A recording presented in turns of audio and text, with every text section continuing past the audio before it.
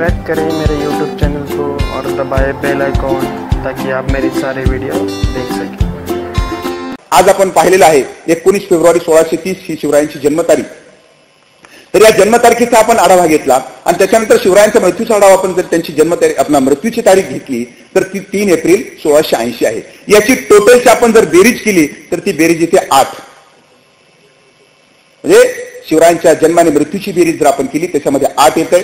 शिवरायांचे विवाह झाले 8, शिवरायांना मुलं होती 8, 6 मुले आणि 2 मुलं। शिवरायांना सावत्र भाऊ होते 8। त्यांची मुद्रा जर आपण बघितली प्रतिपचंद्र रेखेव वर्धविष्णू विश्ववंदिता शहाशुनो शिवशा मुद्रा भद्राय राजते, ही जी मुद्रा आहे ही मुद्रा अष्टकोनी आहे।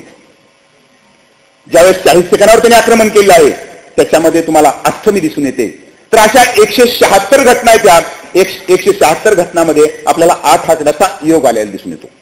अष्टयोगात शिवराय नावाचं माझं पुस्तकी आहे। आणि शेवटचा मी घटक मांडला, जर आपण रायगडाला कदाचित गेला असाल तर रायगडाच्या ठिकाणी जाल तर शिवरायांची जी काही समाधी आहे ही समाधी सुद्धा अष्टकोनी आपल्याला आढळून येते। सर्वांना माहित असेल हा विषय की ज्यावेळेस आपण पेपर मांडतो नॅशनल लेवल इंटरनॅशनल लेवलला पेपर ज्यावेळेस मांडतो तर त्यावेळेला क्रॉस क्वेश्चनिंग असते। मग मी त्यावेळेस जो पेपर मांडला होता आई तुळजाभवानी छत्रपती शिवाजी महाराज, हा पेपर मांडल्यानंतर मी तुळजाभवानीचं महत्व सांगितलं, छत्रपती शिवाजी महाराजांचं महत्व त्या ठिकाणी सांगितलं। आणि हे महत्व सांगितल्यानंतर ज्यावेळेस प्रश्नावली पूर्ण येते तर त्यावेळेला साहजिकच आहे आंतरराष्ट्रीय पातळीवर आपल्याला जसं देशाला अडचण येते किंवा देशाला जसा विरोध होतो तर तसं संशोधनामध्ये त्या ठिकाणी विरोध होतो हे मला पहिल्यांदा दिसलं। साहजिकच आहे त्या 2-3 दिवसामध्ये इराण असेल, अफगाणिस्तान असेल, पाकिस्तानची बरीच माझी मित्र कंपनी झाली होती। मात्र प्रत्येकाचा जे डोक्याचा मेंदू सारखाच असतो अशातला भाग नाही। आणि साहजिकच आहे की त्यावेळेला मी पेपर मांडून झाल्यानंतर तिथल्या एक जी मॅडम होत्या त्या मॅडमनी मला पहिला जी क्वेश्चन असेल क्रॉस क्वेश्चन असेल तो पहिल्यांदा विचारला की तुम्ही तुळजाभवानीचं महत्व सांगताय, त्या तुळजाभवानी वेगळं काय? कारण का की जगाच्या पाठीवर 51 अशा प्रकारची शक्तीपीठ आहे। तर त्यातलं पहिलं आद्यपीठ जे आहे पाकिस्तान मधल्या बलुचिस्तान प्रांतामध्ये आहे। मग तुळजाभवानीचं वेगळेपण काय? आता मी त्यांना सांगायला लागलो की महाराष्ट्रामध्ये 3.5 शक्तीपीठ आहेत, कोल्हापूर आहे, तुळजापूर आहे, माहूर आहे आणि सप्तशृंगी आहे। तर याच्यामध्ये ही शक्तीपीठ आपण पाहत असताना छत्रपती शिवरायांचा जो वावर आहे तो वावर आपल्याला प्रतापगड आणि रायगड परिसरामध्ये दिसतोय। आणि त्या परिसरातून जर त्यांना देवीचीच फक्त पूजा करायची असती तर छत्रपती शिवाजी महाराज 15-20 किलोमीटर असणाऱ्या महालक्ष्मीला गेले असते। मात्र ते तुळजापूरलाच का आले? कारण का ती वीरांची देवता आहे।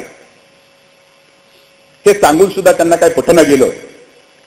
मग मी त्यांना आपल्या भाषेत सांगायला सुरुवात केली, मॅडम आता याच्यावरही तुमचं समाधान होत नसेल, ती महिषमर्दिनी आहे वगैरे सर्व काही सांगितलं, ती महालक्ष्मी आहे, ही महिषमर्दिनी आहे, याच्यावर समाधान झालं नाही तर मॅडम मी म्हटलं त्यांना तुमचं मी तिकीट काढतो आणि तिकीट काढल्यानंतर तुम्ही तुळजापूरला या आणि तुळजापूरला आल्यानंतर तुम्ही ज्यावेळेस कारमधून खाली उतरताल आणि त्यावेळेला तुमच्या अंगात जर नाही आलं तर माझं नाव दुसरं ठेवा।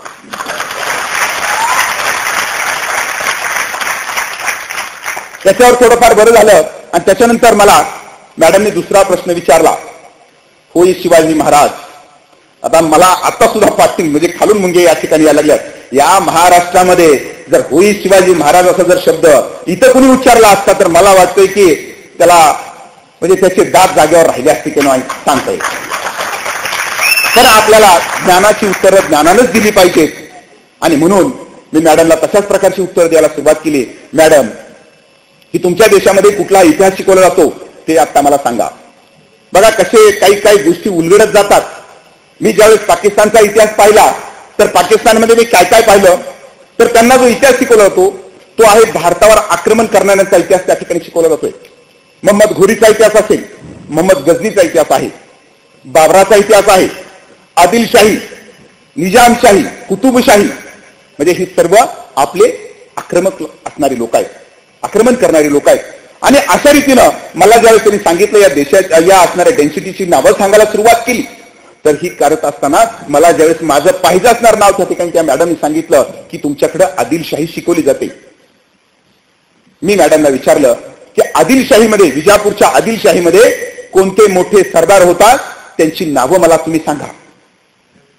आपल्याला माहित असेल की त्या कालखंडामध्ये या देशातला सर्वात मोठा बलिशाही अशा प्रकारचा सेनापती होता, त्याचं नाव होतं अफजल खान। मॅडमला लगेच विचारलं, do you know Afzal Khan?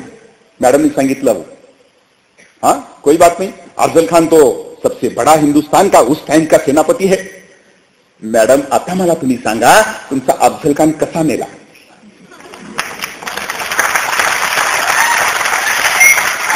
त्या अफजल खानाचे पोट ज्या राजानं फाडलं त्याचं नाव होतं छत्रपती शिवाजी महाराज. 1657 साली बडी बेगमनं जे फरमान काढलं होतं की छत्रपती शिवरायांना पकडून आणा वगैरे वगैरे, तर हे फरमान सोडल्यानंतर जो अफजल खान तयार झाला, अफजल खान तयार झाल्यानंतर त्याला आता शिवरायावर स्वारीला जायचं आहे. आणि हे स्वारीला जात असताना त्यावेळेला जी काही मोठी सरदार मंडळी असतील, ही सरदार मंडळी आपल्या असणाऱ्या गुरुचा सल्ला घ्यायची, बाकीच्या लोकांचाही सल्ला घेत असतील. मात्र गुरुचा सल्ला कुठलाही धर्म असेल कदाचित तर त्याच्यामध्ये महत्वाचा होता. आणि त्यानुसार हा जो अफजल खान होता, तो अफजल खान आपल्या गुरुचा सल्ला घेण्याकरता ज्यावेळेस तिकडे गेलेला आहे, त्यावेळेस त्यानं सांगितलं की मला आता दुसऱ्या दिवशी स्वारीला जायचं आहे, तर मी जाऊ का? गुरुनं सांगितलं अजिबात जाऊ नको. कारण का, कालच मला स्वप्नामध्ये वरचं सिर नसणारे धड दिसलेले आहेत, हा माझ्या दृष्टीनं अपशकुन मानतोय मी. आता अफजल खान तेवढाच मोठा अशा प्रकारचा सेनापती आहे, तो मानणाऱ्यापैकी नव्हता. कारण का अफजल खान ज्यावेळेस आपण जेवढा अफजल खान जेवढा औरंगजेब शिकू तेवढंच आपल्याला छत्रपती शिवाजी महाराज जास्त समजतात. ते कुठल्याही प्रकारे त्यांनी मांडलं नाही. आणि तशाच रीतीनं जो अफजल खान आहे हा आपली फौज घेऊन बाहेर पडलेला आहे. आता बाहेर पडल्यानंतर जो पहिलाच मुक्काम त्याचा एक 5 किलोमीटर असणाऱ्या जो परिसर आहे त्या ठिकाणचा, त्याला 7 कबर परिसर म्हणतो, तर तिथं पडला. आणि तिथं पडल्यानंतर दुसऱ्याच दिवशी सकाळी त्याला आणखी एक अपशकुन झाला. आणि तो अपशकुन होता त्याचा फत्ते लष्कर नावाचा जो हत्ती होता, त्याला आपण ढालगज हत्ती म्हणतो, ज्याच्यावर झेंडा असतो मानाचा, तर तो जो काही फत्ते लष्कर हत्ती त्याचं निधन त्या ठिकाणी झालं. आता त्याला मात्र कळून चुकलं की या 2 घटना मला थोड्याशा वेगळ्या आहेत. आणि म्हणून त्यानं काय केलं आहे की आपल्या सोबत असणाऱ्या 64 बायकाला तिथं खून बावडी नावाची वीर आहे त्याच्यामध्ये बुडवून मारलं आणि त्याच्या कबर त्या ठिकाणी बाजूला बांधलेल्या आहेत. मी ऑथेंटिक बोलतोय हे. तर आज जो हा एरिया आपण पाहतो त्याला 60 कबर म्हटलं जातं. इंग्रजावर याच्यावर लेखन केलेलं आहे. तुम्हाला ब्रिटिश लायब्ररीमध्ये याचा 1840चा फोटोही त्या ठिकाणी आपल्याला पाहायला मिळतो. तर अशा प्रकारचं संशोधन ज्यावेळेस तुम्ही करतात तर त्यावेळेला मात्र काय करायला लागतं की आपला संदर्भ लोकांना का घ्यावा लागतो याचं उदाहरण मी या ठिकाणी तुम्हाला दिलं. आपल्याला माहित असेल की अफजल खान त्यानंतर पुढे निघाला, तो काही थांबलेला नाहीये. आणखी त्या ठिकाणी सांगितलं जातं की ह्या कबरी बांधल्यानंतर अफजल खान आपल्याही कबरीची तिथे व्यवस्था केलेली होती की मला बाजूला कबर द्यायची आहे. आता ही भीती का होती तर त्याला अगोदरच माहीत झालं होतं की पुढे काय होणार आहे. अशा प्रकारचे संकेत त्याला पण म्हणता येईल. किंवा युद्धामध्ये जर काही बरं वाईट झालं असेल तर असं आपण करावं असं त्याला कदाचित वाटलं असावं, म्हणून त्याच्याही कबरीची व्यवस्था त्या ठिकाणी त्याने करून ठेवली होती. मात्र ती वेळ काही महाराजांनी येऊ दिलेली नाही, ते आपल्याला पुढे पाहायचं आहे. तर त्यानंतर ज्यावेळेस आपण अफजल खान पुढे गेला आणि अफजल खान पुढे गेल्यानंतर आपण पाहिलं की वाई या ठिकाणी त्यांचा मुक्काम पडलेला होता. आणि वाई या ठिकाणी मुक्काम पडल्यानंतर जे काही बारकावे असतील त्यातले बारकावे फक्त मी आपल्याला सांगेन, कारण का आपल्याला अफजल खानाचा वध ही सगळ्या काही घटना माहीत असतील. तर ज्यावेळेस आपण पाहिलं की वाईहून अफजल खानाला परत तिकडे काढण्याचं काय जे श्रेय असेल, कारण का आपल्याला माहित असतं की अफजल खानाचं पोट फाडलं इथपर्यंत ठीक आहे, मात्र काही सहजासहजी घडलेलं नसतंय. 3-3, 4-4 महिने याच्यामध्ये वाटाघाटीमध्ये कशा प्रकारे गेले. कारण का शिवरायांच्या गनिमी काळावर PhD करत असताना महाराजांची युद्धनीती मी जी शिकलेली आहे तर त्यावेळेस त्यांनी सांगितलेलं आहे की शत्रूला पहिलं मानसिक दृष्ट्या खच्चीकरण केलं पाहिजे. शिवरायाने जी काय मानसिक दृष्ट्या खच्चीकरण करण्याचं काम त्या ठिकाणी केलं होतं आणि ते काम कुठल्या प्रकारचं होतं तर छत्रपती शिवराय वारंवार अफजल खानाला एक पत्र पाठवून सारखं काय लिहितात बघा, मी आपला बंडखोर आहे, आदिलशहाचा मी बंडखोर आहे, माझे जे काही वडील आहेत शहाजीराजे ते आपल्या दरबारात आपल्या सोबत काम करतायत आणि मी इथं बंडखोरी केलेली आहे, मी आपल्याला कुठल्या प्रकारे तोंड दाखवू. मला त्या ठिकाणी भीती वाटते आपली. कारण का अफजल खानाचा जर दबदबा पण जर पाहिला तर मी मगाशीच वाक्य तुम्हाला उच्चारलेलं होतं की अफजल खानाला एक कालखंड असा होता की औरंगजेब सुद्धा भिवून पळालेला होता. आणि या अफजल खानाच्या पुढे सामोरं जायचं तर हे कदापि शक्य नव्हतं. कारण का मगाच्या अष्टयुगातला सांगितल्यानुसार शिवरायांचा विषयी आपण जर चर्चा करायला सुरुवात केली, शिवरायांचं वजन जर आपण बघितलं तर नाममात्राच्या प्रकारचं 68 किलोच्या आसपास वजन आहे. 5 फूट 3 ते 4 इंच उंची त्यांची आहे. एवढं छोटंसं अशा प्रकारचं त्यांचं व्यक्तिमत्व इंग्रज इतिहासकारांनी रेखाटलेलं आहे. आणि हे इंग्रज इतिहासकारांनी रेखाटत असताना एक छान मुद्दा त्याच्यामध्ये मांडलेला आहे की शिवरायांचं बाकीचं जे काही जी काही व्यक्तिमत्व असेल किंवा त्यांची उंची असेल, कद असेल, याच्याविषयी त्यांनी लिहिलंय की अतिशय किरकोळ दिसणारा माणूस मात्र 1000 माणसामध्ये जर उभा केला, त्याला फक्त त्याच्या डोळ्यात नजर घातली तर त्यावेळेस लगेच पटावे की हा शिवाजी महाराज आहे. दुसऱ्या बाजूला आपण जर पाहिलं, अफजल खान जो होता, अफजल खानाचं वजन जवळपास 127 किलो, 6 फूट 7 इंच उंची, आणि बाकीचा जो स्ट्राईक रेट जर धरला अफजल खानाच्या युद्धाचा, त्याच्यामध्ये तुम्हाला मी सांगतो की त्याचा स्ट्राईक रेट 100 होता. कुठल्याही युद्धामध्ये अफजल खान याच्या अगोदर हरलेला नाहीये. आणि सर्वात मोठं जर वैशिष्ट्य अफजल खानाचं काय पाहिलं असेल तर बऱ्याच ठिकाणी गेल्यानंतर दग्या फटकाने मारणे हा त्याचा महत्वाचा गुणधर्म होता. कस्तुरीरंग नावाचा जो राजा होता दक्षिणेतला, तर त्याला सहज त्यानं भेटीला बोलावलं आणि भेटीला बोलल्यानंतर कुठल्याही प्रकारची चर्चा न करता तलवार काढली आणि गर्दन कलम करून टाकली. अशा प्रकारचं त्याचं जी काही बॅक हिस्ट्री होती ती छत्रपती शिवरायांनी अवलोकन केलेली होती. आणि म्हणून अफजल खानानं बोलावं आणि आपण जावं हे सहजासहजी शक्य नव्हतं. कारण का बरेच जे काही दक्षिणेतले जे सरदार, बरेच जे काही दुश्मन होते, तर ती काय करायची, अफजल खानाची स्वारी आली म्हटल्यानंतर आपल्याच हातामध्ये साखळदंड घालायचे आणि त्याच्या समोर सामोरे जायचे, बाबा अटक करून घेऊन जातो, किमान आपला प्राण तर वाचेल.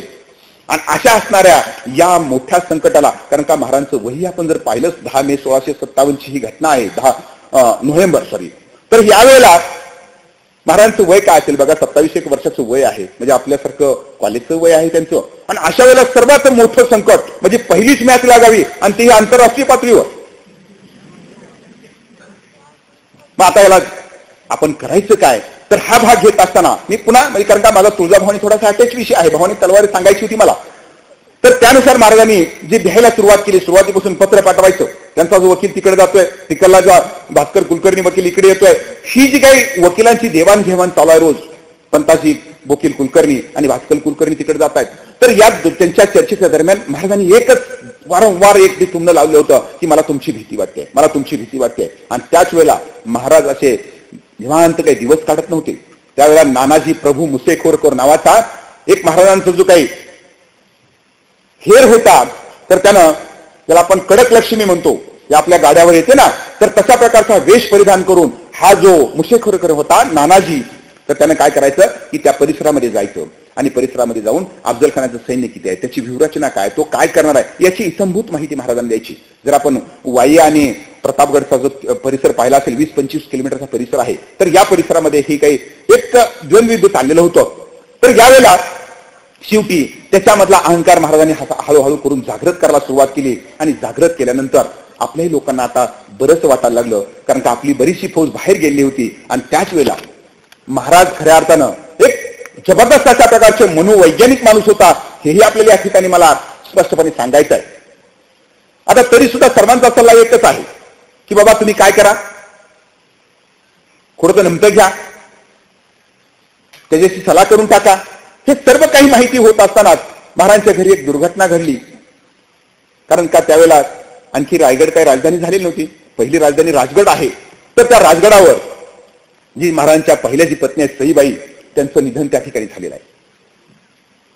त्यांचा जो कार्यक्रम असेल तो कसा तरी उरकला आणि त्यानंतर महाराज प्रतापगडाला येऊन थांबलेले. आता या ठिकाणी थांबल्यानंतर आपल्या सैनिकाचं मनोबल कसं वाढवावं याचं आदर्श उदाहरण म्हणजे छत्रपती शिवाजी महाराज. महाराजांनी आपल्या सैनिकासाठी एक नवीन अशा प्रकारची तूम त्या ठिकाणी काढली आणि ती तूम म्हणजे भवानी तलवार आहे. सर्वांना एकत्रित बोलवलं आणि सांगितलं की मला रात्री तुळजाभवानी स्वप्नात आली आणि साक्षात तिनं मला तलवार दिलेली आहे. आपल्या सर्वांचं जे काही मनोबल होतं एवढं प्रचंड त्या ठिकाणी वाढायला लागलं. कारण का की तो कालखंड धर्मावर आधारित कालखंड होता. लोकांना वाटलं जर साक्षात तुळजाभवानी जर माझ्या पाठीमागे असेल तर मला काय कमतरता आहे. महाराजांकडे त्यावेळेला वास्तविक पदात 3 तलवारी होत्या, फिरंग होती, तुळजा होती आणि भवानी, अशा प्रकारच्या 3 तलवारी होत्या. आणि या तलवारीला त्यांनी, ज्याला आपण भवानी तलवार म्हणतो, आज लंडनमध्ये आहे असं म्हटलं जातं. तर या तलवारीचं ढाल त्यांनी पुढे केली आणि साहजिकच आहे की माणसं पेटून उठली. आणि पेटून उठल्यानंतर आपल्याला माहित असेल की पुन्हा अफजल खान आला आणि अफजल खानाचा शेवट कसा झाला हा मुद्दा त्या ठिकाणी महत्वाचा आहे. म्हणजे भवानी तलवारीचा जो वापर असेल महाराजांनी कशा दृष्टीने केला होता हे या ठिकाणी महत्वाचं आहे. अफजल खानाचा वध झाल्यानंतर एक छोटीशी घटना मी तुम्हाला सांगतो त्या ठिकाणची आहे की अफजल खानाचा वध झाला. कारण का अफजल खानाचं छत्रपती शिवरायांचं नातं थोडंसं वेगळं होतं. कुठल्या दृष्टीने नातं वेगळं होतं माहिती तुम्हाला? ज्यावेळेस छत्रपती शिवाजी महाराज राजगडावर गेले, राजगडावर गेल्यानंतर आई जिजाऊ साहेबांना सांगितलं की मी आता अफजल खानाच्या भेटीला जातोय. आपल्यासारखी जर आई असती तर तिनं सांगितलं असतं, बाहेर बाहेर भांडणं लागलेत, घर लावून घेऊन मध्ये बस म्हटली असती. मात्र तसं न होता, कारण का ती वाघिणी होती आणि वाघिणीच्या पोटाला वाघजन्माला येत असतो ना. जिजाऊने त्या ठिकाणी सांगितलं, जा शिवबा जा, जा शिवबा जा, तू बदला घे, तू बदला घे तुझ्या बापाचा, ज्यानं भर दरबारात साखळदंड घालून तुझ्या वडिलाची धिंड काढलेली आहे. शहाजीराजांची त्यांनी एकदा धिंड काढली होती अफजल खानानं. आणि त्यानंतर तू बदला घे तुझ्या भावाचा, म्हणजे शिवरायांचे थोरले भाऊ संभाजीराजे, त्यांचा तू बदला घे, ज्यानं दगाफटक्यानं कनकगिरीच्या युद्धामध्ये त्याला मारलेला आहे. अशा प्रकारचा आशीर्वाद जर साक्षात आईचा असेल तर मला वाटत नाही की दुसऱ्या जगाच्या आशीर्वादाची गरज पडते. आणि त्यानुसार ज्यावेळी छत्रपती शिवाजी महाराजांनी अफजल खानाला मारलं आणि अफजल खानाला मारल्यानंतर महाराज पटकन परत निघून गेले प्रतापगडावर. प्रतापगडावर निघून गेल्याबरोबर महाराजांचा एक अंगरक्षक जो होता त्याचं नाव होतं संभाजी कावजी कोंढाळकर. त्या संभाजी कावजीनं काय केलं आहे की अफजल खान तेवढ्या अवस्थेत पळून चाललेला होता, आपलं बाहेर काढून पोट, तर तो पळून जात असताना त्यांनी पालखीच्या भोयाचे पाय तोडले आणि त्याच्यानंतर त्याचं मुंडकं काढलं आणि मुंडकं काढून त्यांनी काय केलंय, हे ते मुंडकं घेतलं त्याचं आणि कुठे गेलेत, जिजाऊ साहेबाकडे त्या ठिकाणी गेलेत. आता तिथं गेल्यानंतर सर्वसामान्य जर बाई असती ती तर त्यांनी काय केलं असतं, आपल्यासारखा असता माणूस तर त्याला लाथाडलं असतं, थुंकलं असतं, त्याच्यावर सांगितलं असतं की माझ्या नवऱ्याच्या अशा प्रकारे केलंय, माझ्या मोठ्या मुलाची हत्या केली आहे आणि हा त्या छोट्या मुलाला मारायला आहे, आणि म्हणून त्याला काय केलं असतं, आपण त्याची अवहेलना केली असली. मात्र तशा अवस्थेमध्ये त्या जिजाऊ साहेबाकडून शिकावं की शत्रूचं कसं वागलं जातं. त्यांनी तशा या अवस्थेमध्ये त्या असणाऱ्या संभाजी कावजीला फटकारलं. तुला नसले उद्योग करायला कुणी सांगितलेलं आहे? अरे माणूस मेला की वैर संपतं म्हणतात. या असणाऱ्या सर्वोच्च अशा प्रकारच्या सेनापतीला तू घेऊन जा त्या ठिकाणी आणि प्रतापगडाच्या पायथ्यावर याचा यथोचित अशा प्रकारचा सन्मान करून या ठिकाणी त्याचा अंत्यविधी करावा. जगाच्या पाठीवर अशा प्रकारचं उदाहरण आपल्याला सापडत नाही की एखाद्या सेनापतीनं आपल्या शत्रूला मारावं आणि त्याची कबर आपण स्वतःहून बांधावी, असं उदाहरण अजून तर आपल्याला कुठे सापडलेलं नाहीये. आणि हे छत्रपती शिवरायांकडून त्या ठिकाणी शिकावं असं माझं या ठिकाणी मत आहे. आणि म्हणून शिवरायांना लहानपणापासून जर आपण पाहिलं की छोटी छोटी माणसं त्या ठिकाणी तयार झालेली आपल्याला आढळून येतात, जीवाला जीव देणारी माणसं अशा प्रकारे. कारण का की शिवरायांच्या बाबतीतला गनिमी काळाचा अभ्यास करीत असताना आज आपण आता इलेक्शन आपल्याला परवा झालेलं आपण पाहतो, नेते मंडळी बघतो आपण किंवा इथं बसतात आणि बाबा चला झाला दगड कुठतरी.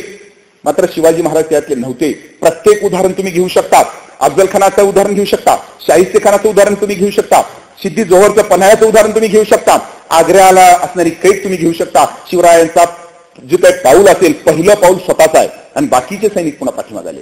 हे वेगळं उदाहरण आपल्याला त्या ठिकाणी पाहावं लागेल. आणि म्हणून ज्यावेळेस आपण पाहिलेलं आहे अफजल खानाचा वध झाल्यानंतर याचा बंदोबस्त कसा करावा याच्याकरता पुन्हा एकदा एका सरदाराची त्या ठिकाणी नियुक्ती झाली आदिलशाह दरबाराकडून. त्याचं नाव होतं सिद्धी जोहर सलाबत जंग. आता सिद्धी जोहर सलाबत जंग जो होता तो एक आफ्रिकी अशा प्रकारचा एक वेगळ्या अशा प्रकारचा सेनापती आहे. त्याच्यासोबत आणखी एक महत्वाचा सेनापती त्या ठिकाणी निघालेला आहे, त्याचं नाव होतं फाझल खान. अफजल खानाचा मुलगा. बदला घेण्याकरता या मंडळीने आले आणि जो आपला पन्हाळ्याचा जो किल्ला आहे त्या पन्हाळ्याच्या किल्ल्यामध्ये महाराजांना वेढा देऊन ते बसलेले. आता वेढा देऊन बसल्यानंतर आता काय झालं बघा की महाराजांना तिथून सुटायचं कसं हा भाग त्या ठिकाणी निर्माण झाला. नेताजी पालकर सरनौबत जो आहे तो बाहेरच्या बाजूने प्रयत्न करतोय दिवसेंदिवस बाबा वेढा कसा ढिला करता येईल आपल्याला, मात्र त्याच्यामध्ये त्याला यश येत नाहीये. असं यश येत नाही म्हटल्याबरोबर एक दिवस जिजाबाईंनी त्याला बोलवून घेतलं आणि सांगितलं, नेताजी जर तुझ्याकडून सिद्धी जोहरचा बंदोबस्त होत नसेल तर मी आत्ताच या ठिकाणी घोड्यावर मांड मारते आणि त्याचं मुंडकच बाहेर काढून आणते. कोण म्हणते बघा, हे जिजाऊसाई म्हणतायत. पण त्याची गरज महाराजांना पडलेली नाहीये. महाराजांनी लगेच काय केलं की वेगळ्या प्रकारच्या आयडिया त्या ठिकाणी त्यांच्या डोक्यामध्ये असायच्या. चर्चा मसलत सुरू केली महाराजांनी. आणि ही मसलत करीत असताना त्यांना एक कुणीतरी सहज कसा असतो की ज्याच्याकडे घेण्याची वृत्ती असते ना, तो सहज काहीतरी कुणी काही बोलतं किंवा काही दिसतं तो पटकन खिचून घेतो. महाराजांना समजलं की आपल्या बाजूच्या गावामध्ये एक आपल्यासारखा डमी माणूस त्या ठिकाणी राहतोय. त्याचं नाव होतं शिवा काशी. जातीनं नतो न्हावी आहे. आता त्याचा जर आपण पोशाख पाहिला तर तो हा शिवा काशी सेम महाराजांसारखी दाढी राखलेली आहे. त्यांचा पोशाख सर्व काही त्याच्यासारखा आहे. तो वरच्या बाजूला सर्व काही जो गंध वगैरे लावतोय आणि हे करत असताना तो एवढा शिवमय झालेला होता की तो बोलताना सुद्धा सहज बोलून जायचा, या राजे काय करायचं आपल्याला. दाढीचा भाव असा आहे, कटिंगचा भाव असा आहे, एवढं तो शिवमय झालेला आहे. आणि ही बातमी ज्यावेळेस राजांच्या कानावर गेली, राजाने सांगितलं की त्याला जरा माझ्याकडे घेऊन या. महाराजांचे सैनिक त्या ठिकाणी गेले. त्याचं कटिंग त्या ठिकाणी जे काही व्यवसायाचं काम चालू आहे त्यांनी सांगितलं की आम्ही आलेलो आहेत तुमच्याकडं. त्यांनी सांगितलं काय करायचं तुम्हाला, दाढी करायचे कटिंग करायचे, बोला. त्यांनी म्हटले नाही, तुला खुद्द शिवाजी राजांनी बोलवलंय. त्याने बाजूला टाकला वस्त्र आपला आणि त्याला असणाऱ्या सैनिकाच्या पाया पडायला लागला आणि म्हटलं मला माफ करा, मी आता पुन्हा असं काही करणार, आताच्या आता सगळे काही बदलून टाकतो माझं. नाही म्हणले, खरेच तुला महाराजांनी बोलवलेलं. त्या शिवा काशीतला धरलं आणि महाराजाकडे घेऊन गेले.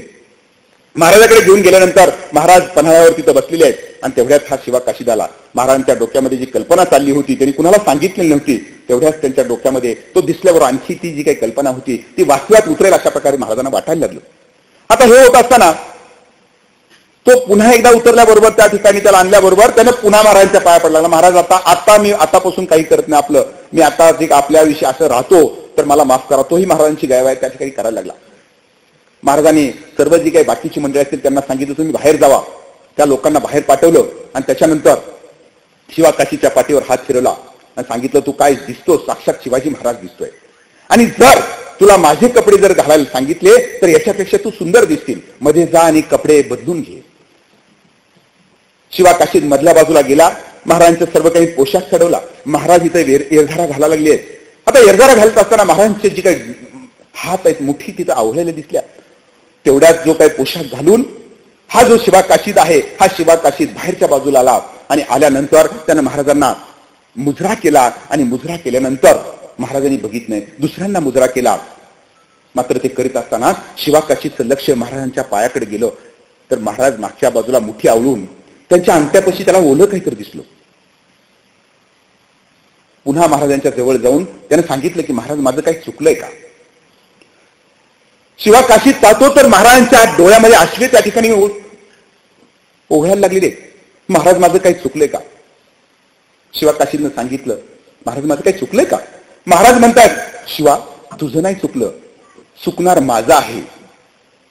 कारण का की तुला आता छत्रपती शिवाजी महाराज म्हणून शत्रूला सामोरं जायचं आहे. शिवा काशीदचं उत्तर काय बघा. महाराज म्हटला जी सेवा द्याल या असणाऱ्या सेवेसाठी माझे प्राण गेले तर मी माझं भाग्य समजेन. महाराजांनी स्वतःला सावरलं. शिवाला आपल्या गादीवर बसवलं आणि महाराज थोडंसं आडोशाला गेले. महाराज आडोशाला गेल्यानंतर टाळी वाजवली. बाकीच्या दरबारी मंडळीला आत घेतलं. आत घेतल्याबरोबर बघा काय घटना घडली. सर्व माणसं जे आले येणारी मंडळी ते त्यांना मुजरा घालायला लागली. त्यांना वाटलं की साक्षात शिवाजी महाराज गादीवर बसले. महाराजांना वाटलं आपला बेत आता सक्सेस झालेला आहे. पुन्हा महाराज आले. सर्वांना काय असेल तो प्लॅन समजावून सांगितला. आता हा प्लॅन काय होता तर या शिवा काशीदला पालखीमध्ये बसून शिवाजी महाराज बनून निघून जायचं होतं. तशानुसार पालखी सजली गेली. शिवा काशीद पालखीमध्ये बसला गेला.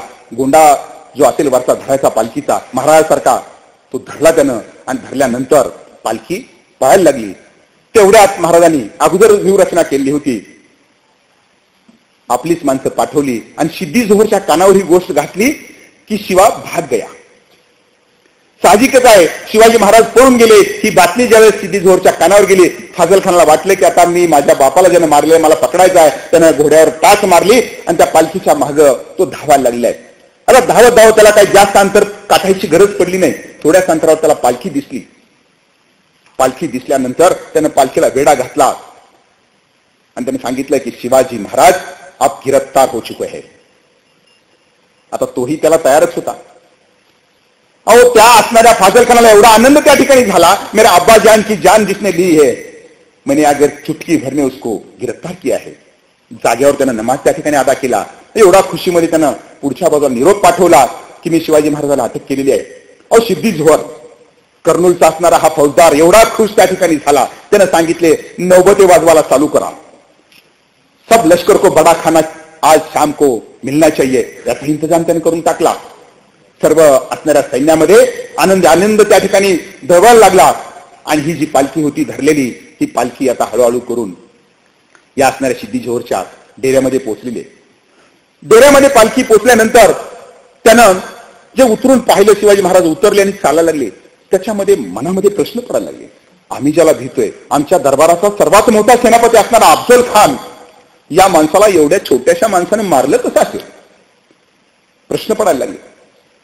तरी सुद्धा शत्रू एवढा मोठा आहे, मात्र त्याचं कर्तृत्व तेवढंच मोठं होतं. त्यामुळं महाराजांचा त्यानं आदर केला, आपल्या बाजूला तिथं जागा दिली. आणि जागा दिल्यानंतर एवढा आनंद त्याला झालेला होता, लगेच त्यानं काय केलं, आनंदच्या भरामध्ये 2 पॅक भरले. एक ग्लास स्वतःकडे घेतला आणि एक ग्लास महाराजाकडे दिला.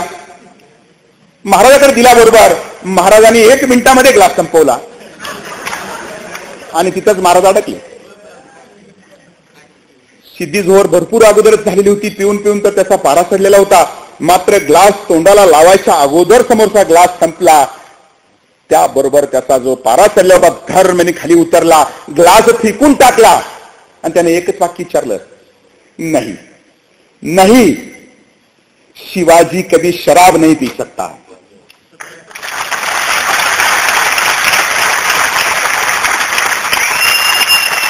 मला तुम्ही सांगा, शत्रू पक्षाला शिवाजी महाराजांशी काय स्टडी होती.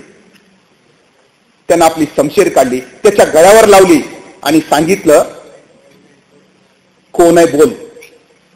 त्यानं सांगितलं, मी शिवा आहे, मी शिवाजीच आहे, परंतु शिवाजी भोसले नाही तर शिवा काशीद आहे.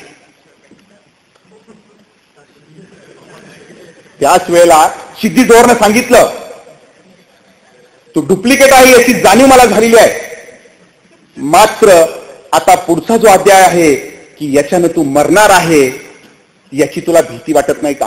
अहो काय वाक्य महत्वाचं आहे. शिवा काशीद म्हणतोय, अरे या पृथ्वीवर येऊन एक दिवस होईना मला छत्रपती शिवाजी महाराज म्हणून जगता आलं, याचंच माझं भाग्य आहे. महाराज असेल तर मार.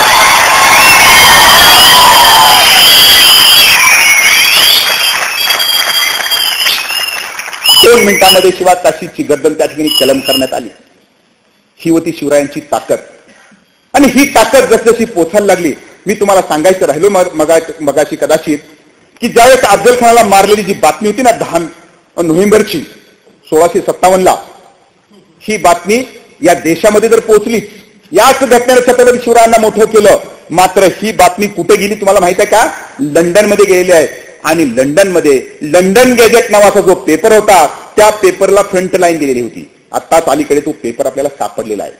म्हणजे 1657ला इंग्लंडमध्ये 36 न्यूजपेपर निघत होते, तर ह्याची फ्रंट पेजची बातमी आहे ती. तर यामुळं या महाराष्ट्रातच नाही, देशातच नाही, जगाच्या पाठीवर सर्व काही जी लोक होती छत्रपती शिवरायांना मानायला लागली होती. आणि हे मानत असतानाच आपण आग्र्याची जर घटना घेतली, महाराजांचं एक वलय अशा प्रकारचं निर्माण झालं या कालखंडामध्ये की महाराज कुठं जातील त्या ठिकाणी लोकांच्या झुंडीच्या झुंडी त्या ठिकाणी लागायच्या. महाराज आपल्या गावामध्ये येतात म्हटल्यानंतर रांगोळे सडे पडायला लागायचे, मग भले शत्रूकडे जातील ते. तर तशा रीतीने आग्र्यामध्ये ज्यावेळेस गेले आणि आग्र्यामध्ये गेल्यानंतर आपण पाहिलं की आग्र्यामध्ये गेल्यानंतर महाराज तिथं अडकून पडलेले. अडकून पडल्यानंतर कशी सुटका झाली याचंही मी सांगत नाही, कारण का थोडंसं आपल्याला वरच्या वर्गाचे विद्यार्थी आपण आहोत. मात्र छोट्याशा एखाद्या मी मुद्दाम काय करतो की 4थीच्या वर्गाला सुद्धा शिकवायला जातो, कारण का आपल्याला माहित आहे की छत्रपती शिवाजी महाराज 4थीला शिकवले जातात, पुन्हा शिकायची गरज नाही असं सरकारचं म्हणणं. तर त्यानुसार 4थीच्या वर्गामध्ये ज्यावेळी शिकवायला सुरुवात केली की छत्रपती शिवाजी महाराज आग्र्यामध्ये अडकले आणि अफजल खान औरंगजेबाच्या हातावर तुरी दिली आणि निसटून गेले. मला 4थीचा एक मुलगा उठला आणि त्यानं सांगितलं, सर तुरी देताना का नाही पकडलं म्हटलं. तर अशाही काही गमती जमती त्या ठिकाणी होत असतात. प्रत्येकाच्या गमती जमती ह्या वेगळ्या असतात, हा भाग वेगळा. गमती जमतीवर बोलायचं झालं तर मला आणखी एक आनंद या ठिकाणी होतोय. मगापासून मी पाहतोय, हे कुठं काही लिहिलेलं दिसत नाही मला, कुठं बोर्ड घाण नाही दिसला वर्गामध्ये, मी 1-2 गेलो मुद्दाम, हे तर ऑडिटोरियम आहे.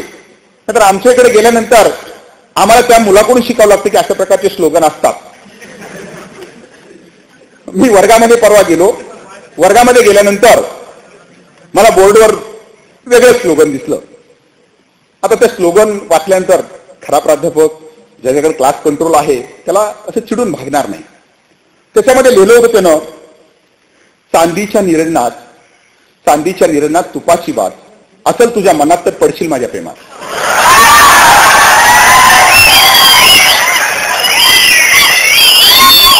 आता म्हटलं या विद्यार्थ्याला थोडस लगेच बोलून भागत नसतं, कारण का एवढंही महत्व द्यायचं नसतं. त्यामुळं आपलं टीचिंग सुरू केली आणि टीचिंग सुरू केल्यानंतर म्हणलं अशा प्रकारची मुलं खरंच आवली असतात. आवली मुलाला आवलीच मुलगी मिळणार हे फिक्स आहे.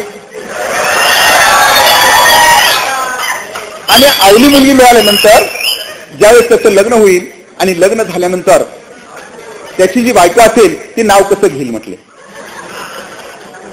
त्या बायकोनं नाव घेईल कदाचित पुढं सचिनच्या बॅटला नमस्कार करते वाकून, सचिनच्या बॅटला नमस्कार करते वाकून, विनोदरावांचं नाव घेते 4 गडी राखून.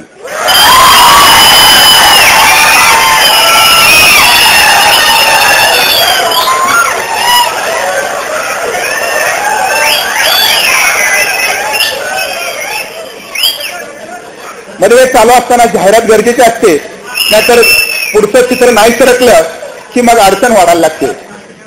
मात्र माझ्या मित्रांनो आज शिवजयंती आहे. शिवजयंतीच्या निमित्तानं मला काही आव्हानं या ठिकाणी करायचं होतं.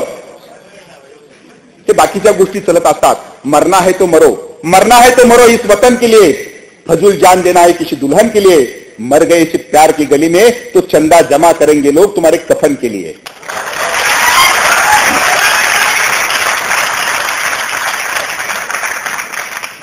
या छोट्याशा जाहिरातीनंतर आपण मूळ विषयाकडे येऊया, कारण मी कहाणी तुळजाभवानीची किंवा इतर मालिका लिहिली आहे, त्यामुळे मला हे मध्ये घालावं लागतं, नाही तर सगळं बर्डन वाढायला लागतं. तर आपण ज्यावेळेस पाहिलं की औरंगजेब, ज्यावेळेस आपण पाहिलेलं की या शिवाजी महाराजांना अटक करून त्या ठिकाणी ठेवली. अटक करून ठेवल्यानंतर हा 3-4 महिन्याचा जो कालावधी आहे, या कालावधीचा आपण जर अभ्यास केला तर औरंगजेबाच्या मनामध्ये वेगळ्या प्रकारच्या शंका त्या ठिकाणी उपस्थित व्हायला लागल्या होत्या. हे कुठून एखादं लोढणं गळ्यात अडकावून घेतलं अशा प्रकारची त्याची अवस्था त्या ठिकाणी झालेली होती. कारण का की औरंगजेबानं जे यांना अटक केलेली आहे आणि त्याच वेळेला आपण पाहिलं असेल मिर्झा जयसिंगानं इथं दक्षिणेमध्ये शब्द देऊन ठेवला होता शिवरायांचा की मी तुझ्या कुठल्याही प्रकारच्या जीवाला धोका पोचणारा, राजपुताचे एक वचन होतं ते. आता त्यामुळं त्याचं करायचं काय नेमकं, हा भाग ज्यावेळेस महत्वाचा ठरला. आणि हे ठरत असताना व्हायला काय लागलं बघा. या 3 महिन्यामध्ये उत्तर भारतामध्ये सर्वांना माहीत झालं तिथं की छत्रपती शिवाजी महाराज आग्र्याला तिथं अडकवून ठेवलेलं आहे. ज्या ठिकाणी अडकवून ठेवलं होतं त्याही स्पॉटला आम्ही व्हिजिट दिली. आता अडकवून ठेवल्यानंतर त्या परिसरातली जी लोक होती ना, ती परिसरातली झुंडीच्या झुंडी आग्र्याच्या दिशेने आपल्याला महाराज दिसतायत का बघायला धावायला लागल्या. आता हे तर कैदी आहेत, मला कुणी बघायला आलं नाही, माझ्या शत्रूला कसे बघायला येत आहेत. औरंगजेबाला ती पंचायत पडायला लागली. दिवस उलटायला लागले तर तशी गर्दी वाढायला लागली. आणि त्याचबरोबर आणखी काही तर दुसरंच होतं का याची भीती त्याला वाटायला लागली. आणि म्हणून करायचं काय हा प्रश्न ज्यावेळेस निर्माण व्हायला लागला तर त्यावेळेला महाराजांनी आपण पाहिलं असेल की प्रत्येक वेळची वेगळी टॅक्टिस वापरली. आणि याही वेळची टॅक्टिस आपण जर पाहिली असेल की पळून जाण्याची जी काही वेगळं प्लॅनिंग केली असेल तर ती प्लॅनिंग काय होती महाराजांची आपल्याला माहित असेल कदाचित की मदारी मेहतर 13 वर्षाचा मुस्लिमाचा एक छोटासा मुलगा तो महाराजांची सेवा करायचा. आणि महाराजांच्या जागेवर झोपणार जो होता हिरोजी फर्जंद, बऱ्याच कमी लोकांना माहित असेल हा हिरोजी फर्जंद म्हणजे छत्रपती शिवरायांचा सावत्र भाऊ होता. हा जो हिरोजी फर्जंद हुबेहूब महाराजांसारखा दिसतोय. महाराजांसारखी अनेक माणसं त्यावेळेस महाराजांनी तयार केली होती. इंग्रज लिहून ठेवतात की नेमकं महाराज कोणते ओळखायला येत नाही. पुन्हा पुन्हा तर इंग्रज असे म्हणत होते की भगवा फेटा असा परिधान केलेला प्रत्येक माणूस हा शिवाजी महाराज आहे. आणि म्हणून हिरोजी फर्जंद ज्यावेळेस झोपलेले आहेत, महाराजांचं कडं हातामध्ये घातलं आणि हातामध्ये कडं घातल्यानंतर हिरोजी फर्जंद झोपलेला आहे आणि मदारी मेहतर पाय चोपतोय. तर दुपारच्या वेळेला जी काही गस्त चालू होती त्या गस्तीतून ही दोघंही निसटून गेले. आणि दोघं निसटून गेल्यानंतर साधारणतः 3 ते 4च्या दरम्यान ही खबर ज्यावेळेस औरंगजेबाच्या कानावर गेली, औरंगजेबाच्या कानावर घेतल्यानंतर तिथला जो फौजदार होता त्या फौजदाराची त्यानं कान उघडणी केली. आणि त्यावेळेस त्या फौजदाराचं वाक्य किती महत्वाचं आहे बघा. फौजदार काय म्हणतोय, मी त्यानं बघून आलो म्हणते मगाशी, अभी तो इधर था ना जाने कहां गया, जमीन में घुस गया कि आसमान में उड़ गया. आणि तुम्हाला मी सांगतो की जगाच्या पाठीवर असा वेगळा राजा आहे. कारण का महाराज कसे निष्ठून गेले होते याची जाणीव तुम्हाला आहे. महाराजांनी मिठाईचे पेठारे अगोदर वाटलेले होते, तुम्हाला माहित आहे. आणि म्हणून मी सांगितलं की जगाच्या पाठीवर बंदिवासात गेल्यानंतर यस मी उद्या जाणारच आहे, आज तुम्ही मिठाई खाऊन घ्या, अशा प्रकारचे सांगून स्वतःची सुटका करून घेणारा छत्रपती शिवाजी महाराज जगाच्या पाठीवरला वेगळा राजा आहे. महाराज तिथून निष्ठून गेले. एकच हाहाकार त्या ठिकाणी माजला. त्यावेळेला फ्रेंचाचा एक डॉक्टर त्या ठिकाणी आग्र्यामध्ये उपस्थित आहे. आणि या असणाऱ्या आग्र्यामधल्या थेवेनो नावाच्या एका इंग्रज इतिहासकारानं छान वाक्य लिहून ठेवलंय. कारण का इंग्रज हे आपल्या असणाऱ्या धर्माला नेहमी नावं ठेवणारी माणसं असतील, मात्र त्याच्यामधले त्या थेवेनोचं वाक्य महत्वाचं आहे. तर तो काय म्हणतोय आपल्या याच्यामध्ये चरित्रामध्ये बघा. शिवाजी महाराजाला काळी जादू ब्लॅक मॅजिक येत होती. त्या काळ्या जादूच्या सहाय्याने छत्रपती शिवाजी महाराज कुठलंही रूप घेऊ शकतात. जमीनमध्ये घुसतायत, आकाशामध्ये उंच उडी मारतायत आणि ते कसंही काही करू शकतात. याच्यावरती निष्ठून गेले. अरे बाबा, त्यांची प्रॅक्टिस महत्वाची होती, तुला कधी कळणार. महाराज निष्ठून गेले. महाराज निष्ठून गेल्यानंतर काय झालं बघा की लगेचच आदेश देण्यात आला की त्यांना पकडा. सर्व काही फौज महाराजांच्या पाठीमागे लागली. मात्र महाराजांची जी काही पद्धत होती ना, डोकं हे कुणाला कळत नव्हतं. लगेच निष्ठून गेल्यावर आपण घर जवळ करतो. मात्र महाराजांनी काय केलं की दक्षिणेच्या ऐवजी आपली उत्तर दिशा उलटी दिशा धरली आणि महाराज तिकडे काशीच्या दिशेने प्रयाण करायला लागले. आता हे करत असताना महाराज काय करायचे, रोज वेगवेगळ्या प्रकारचा पोशाख परिधान त्या ठिकाणी करायचे. आता हा पोशाख परिधान करीत असताना त्यांना जी काही रोज 50-60 किलोमीटर किंवा मैलाची दौड त्या ठिकाणी पडायची. आणि त्यामुळं महाराजांना घोडे टिकायचं नाही. आणि म्हणून काय केलं की महाराजांनी घोडे बदलायला सुरुवात केली. आता घोडे बदलत असताना बघा की एक दिवस काय झाले आहे, त्याचाच एक व्यापारी 10-15 घोडे घेऊन तो व्यापारी त्या ठिकाणी समोर दिसला. समोर दिसल्याबरोबर हा जो घोडेस्वार जे निघालेला होता त्या ठिकाणी वेगळ्या वेशामध्ये, त्यानं घोडं थांबवली. ती घोडं थांबवल्यानंतर त्यानं काय केलं आहे की 15 घोड्यातलं पटकन ज्यांना पाहायचे होतं त्या घोड्याला लगाम धरला आणि सांगितलं की बोल इसकी किंमत क्या आहे. त्यानं सांगितली 15 अश्रफा.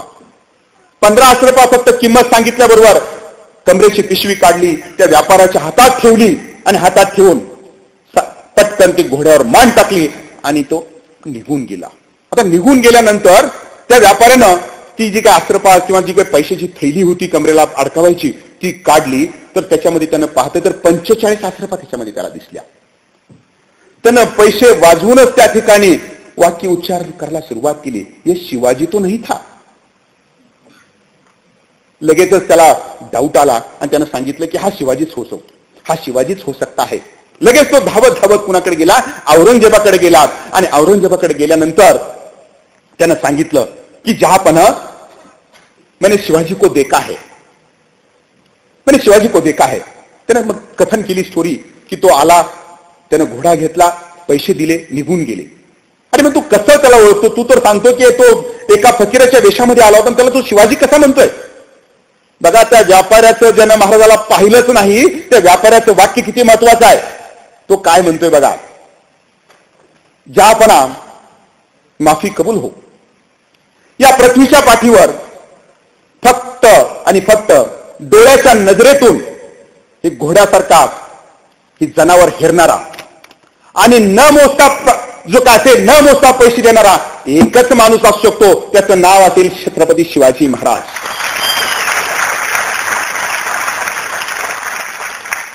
म्हणजे व्यापाराला शिवाजी महाराजांची कशा प्रकारची तयारी होती हे तुम्ही पाहिलं असेल. आणि त्याच्यानंतर आपण पाहिलं की त्याचं समाधान झालं नाही. चला ह्याला घेऊन जा बाहेर. त्यानं धरलं नाही, त्याला फटक्याची शिक्षा मारून टाका. त्याला बाहेर पाठवलं. आणि त्याच्यानंतर औरंगजेबानं आपल्या असद खान जो प्रधान आहे त्या प्रधानाला विचारलं की यानं घोडा असताना दुसरं घोडं का घेतलं. असद खानाने त्याला सांगितलं की छत्रपती शिवाजी महाराज, मला आताच मी बातमी काढलेली आहे, छत्रपती शिवाजी महाराज 1-2 दिवसाला घोडे बदलतायत. औरंगजेबाने विचारलं का, तर त्यांच्या रपेट पुढं घोडं टिकत नाहीये. औरंगजेबाने डोक्यावर हात मारला आणि सांगितलं, घोडा तो नया है लेकिन कमर तो वही है ना. किती वाक्य महत्वाचं आहे. तर अशा रीतीनं ज्यावेळेस आपण पाहिलं की शिवाजी महाराज निसटून गेले आणि शिवाजी महाराज निसटून गेल्यानंतर त्या परिसरामध्ये एक प्रकारचा जो हल्ला झालेला आहे की एवढा मोठा असणारा औरंगजेब याच्या हातून कसे निसटले असतील याच्या स्टोऱ्या त्या ठिकाणी बनवायला सुरुवात केली. आणि तशाच प्रकारची स्टोरी बनवत असताना एक असाच अवलिया जो कवी होता त्या कवीनं सुद्धा कवनं त्या परिसरामध्ये करायला सुरुवात केली होती. त्याचं नाव होतं कवी भूषण. कानजिमी कंश पर तो मलिंच वंश पर शेर शिवराज है, हे त्याचंच वाक्य. तर तो त्या परिसरामध्ये काय करायला लागला की असं माणसं जमवायचा किंवा किंबहुना तो कविता करायला लागला की माणसं जमा व्हायची आणि जमा होऊन शिवरायांची कवनं म्हणायला लागल्यानंतर खेडेगावची जी लोक होती मिशावर ताव मार लागायची, आपले फेटे हवेमध्ये उडवायला लागायची. आता ही खबर ज्यावेळेस औरंगजेबाच्या कानावर गेली, औरंगजेबाने सांगितलं की धरून आणा त्याला इकडं. त्यांना धरून या ठिकाणी आणण्यात आलं. कवी भूषणला धरून ज्यावेळेस समोर आणण्यात आलेला आहे तर त्यावेळेला त्याने विचारलं की तू माझ्या प्रदेशामध्ये राहतोय, माझं राशन या ठिकाणचं तू खातोय आणि तू गातोय कुणाचं की या शिवाचं गातोय, तू शत्रूचं माझ्या गातोय, तुला भीती वाटत नाही का. कवी भूषण म्हणतोय ते आहेतच तसे, ते आहेतच तसे. ज्यांचं किती गोडवे गाव आहे ते कमी आहेत आणि जहापनाह जर त्यांचे गोडवे गात असताना तुमच्याही दाढीवर जर नाही हात फिरला तर माझी गर्दन कलम करून टाका म्हटलं.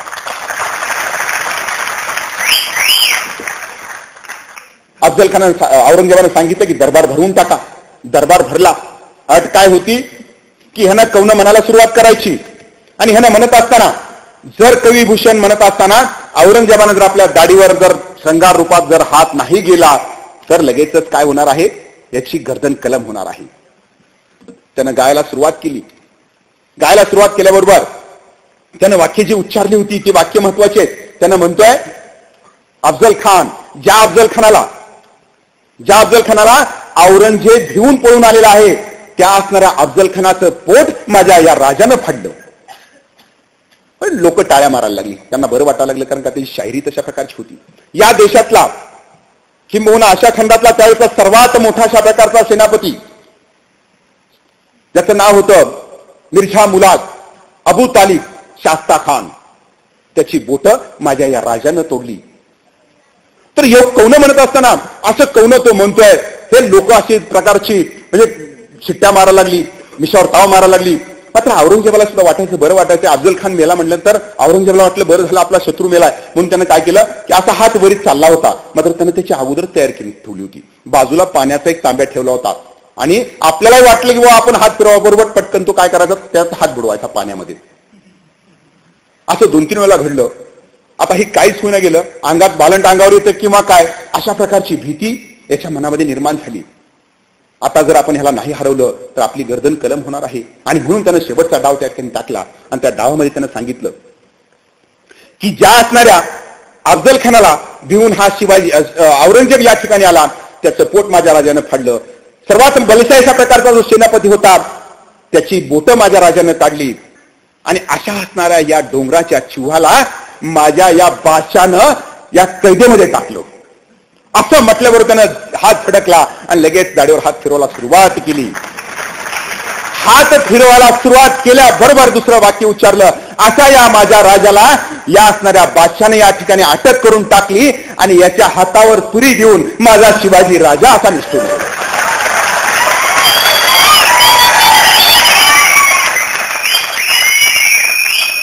तर शत्रूच्या पक्षामध्ये सुद्धा अशा प्रकारची माणसं त्या ठिकाणी होती. आणि आपण पाहिलं असेल ही काही जो कवी भूषण आहे, या कवी भूषणला फार उशिरापर्यंत शिवाजी महाराज अजून माहीतच नव्हते.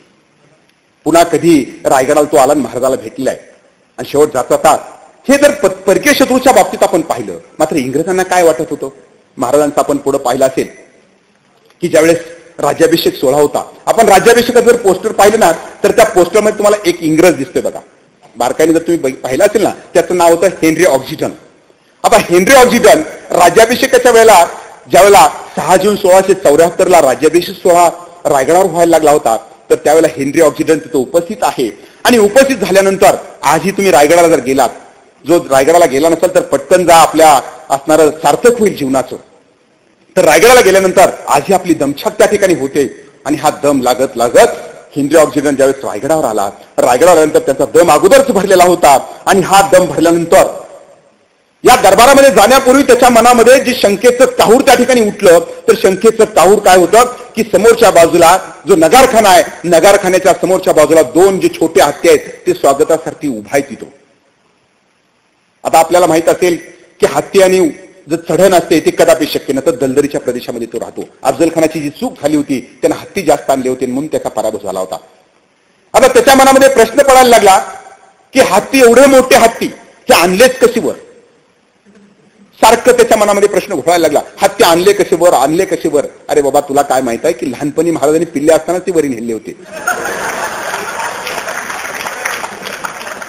मग तो मधल्या बाजूला गेला.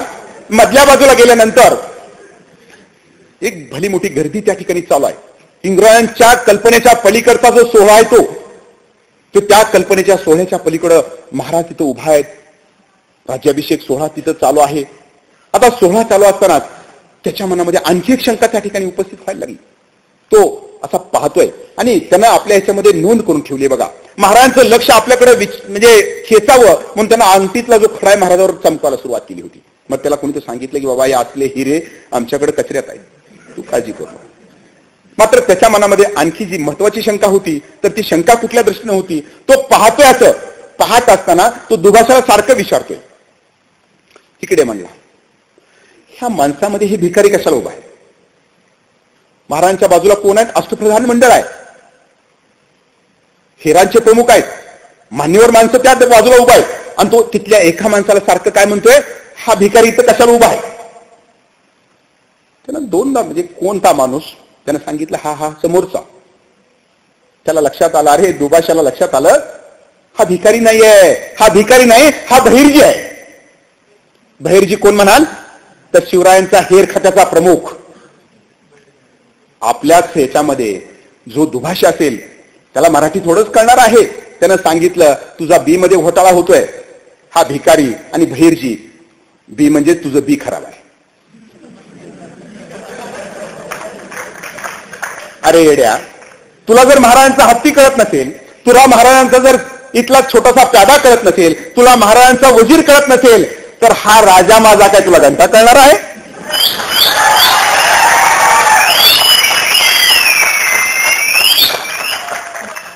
तर अशा रीतीनं आपण जर पाहिलं की महाराजांनी शेवटपर्यंत या असणारा आपला जो काही प्रॅक्टिस होती, या प्रॅक्टिसचा कुणालाही त्या ठिकाणी पत्ता लागलेला दिसून येत नाहीये.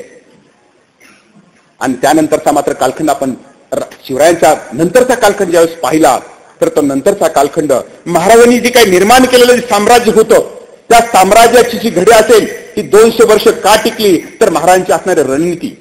महाराजांचा जन्म, आजचा जो दिवस आपण पाहिला, तर तो जन्म 19 फेब्रुवारी 1630 कुठं झालाय? शिवनेरीवर झालाय. आणि महाराजांचा जो शेवट असेल तर तो कुठं झालाय? रायगडावर झालाय. ते महाराजांचं ही जी काही 300-400 वर्ष झालेत, हे का संपत नाही माहिती आहे तुम्हाला? तुम्ही बघा, शिवनेरीचं शिव घ्या आणि रायगडावरचं राय घ्या, नाव काय तयार होत आहे? शिवराय तयार होत आहे. असा अखंड हा जो प्रवास चालला होता. आणि त्यानंतर आपण पाहिलं की 225 वर्षाचा कालखंड गेला. आणि 225 वर्षाचा कालखंड गेल्यानंतर आपण पाहिलेलं आहे की पेशवाई आली. आणि पेशवाईच्या नंतरच्या कालखंडामध्ये त्या इंग्रजांना कळून चुकलं की औरंगजेब या ठिकाणी महाराष्ट्रामध्ये आला, 26 वर्ष या ठिकाणी राहिला. 1686 ला आदिलशाही बुडवली, 1687 ला इथं कुतुबशाही बुडवली, 25 वर्ष या परिसरामध्ये राहिला, मात्र मराठीशाही बुडू शकली नाही. याचं कारण होतं शिवराय नावाची ताकद. आणि म्हणून या शिवरायाच्या ताकदीच्या पाठीमागे इंग्रज लागले. आणि इंग्रज लागून त्यांनी काय केलंय? पहिला आदेश त्या ठिकाणी फरमान सोडलं की महाराष्ट्रामध्ये शिवजयंती साजरी करायला बंदी त्या ठिकाणी घालण्यात आली. एवढ्याच न थांबता आपण पाहिलं असेल की 9, 10 आणि 11 मे 1818 रोजी कर्नल क्रॉफर नावाचा जो इंग्रजांचा अधिकारी आहे, त्यानं 3 दिवस बंबार्डमेंट करून हा जो आपला रायगड आहे तो उद्ध्वस्त करून टाकला, कारण नसताना. कारण का? की त्याच्यामध्ये ताकद भरपूर आहे म्हणतो तो. या रायगडामध्ये ताकद भरपूर आहे. मात्र ज्यावेळेस तो रायगडावर 10 मेला गेला आणि गेल्यानंतर ज्यावेळेस त्यानं रायगड पाहिला, दुभाषाने त्याला रायगड सांगितला, हा रायगड 3 महिने जळत होता. आज ताजमहाल किंवा इतर जगातल्या पाठीवरल्या गोष्टी मला माहित आहे त्याचं काय मोल असेल किंवा नाही. आणि मात्र रायगड जर आज असता तर जगातलं निश्चित 8वं आश्चर्य ठरलं असतं, असं माझं ठाम मत. कारण का कर्नल क्रोथरनं आपल्या डायरीमध्ये लिहून ठेवलंय की तो म्हणतोय की इमारतच वेगळी होती आणि म्हणून तो महाराजांच्या समाधी जी होती त्या समाधी पुढे बसला आणि ढसढसा तो रडलेला आहे.